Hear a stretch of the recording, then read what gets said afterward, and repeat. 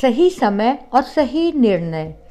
एक बार की बात है, किसी शहर में एक प्रोफेसर साहब अपने 25 साल के बेटे के साथ रहते थे।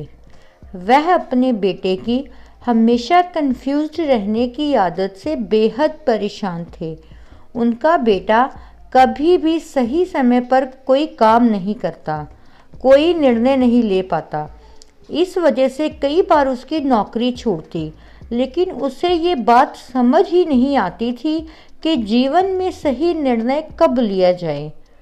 प्रोफेसर साहब हमेशा उससे कहा करते, यदि समय पर निर्णय नहीं लोगे तो तुम्हें नुकसान उठाना पड़ेगा। लेकिन बेटे के कान पर जूं नहीं रेंगती।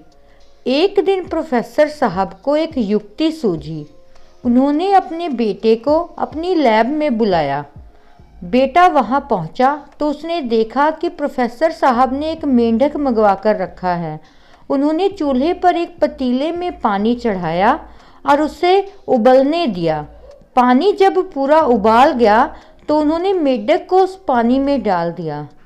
मेंढक को जैसे ही पानी गर्म लगा तो उसने तुरंत छलांग लगाई और खौलते पानी से बाहर आ गया। बेटे को कुछ समझ नहीं आया कि ये क्या हो रहा है। प्रोफेसर साहब ने बेटे को बैठने को कहा और वहाँ जो भी कुछ हो रहा है देखते रहने का इशारा किया।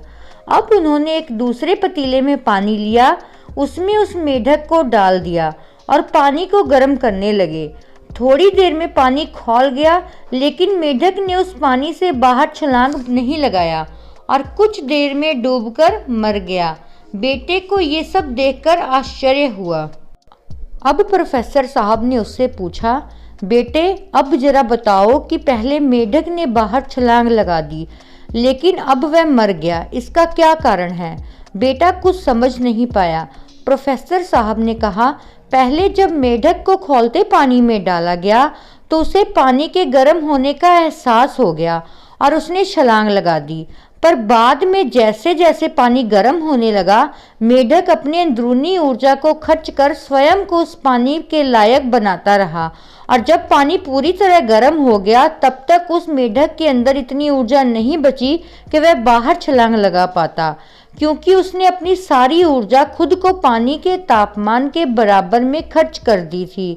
यदि पानी के गर्म होने की शुरुआत में वह मेंढक सही निर्णय लेकर छलांग लगा देता तो उसकी ये गति नहीं होती। इसलिए जीवन में सही समय पर आंकलन कर सही निर्णय लेना चाहिए। अगर आपको आज की स्टोरी पसंद आई है तो प्लीज़ चैनल को लाइक, शेयर और सब्सक्राइब जरूर कर दीजिएगा। Thank you.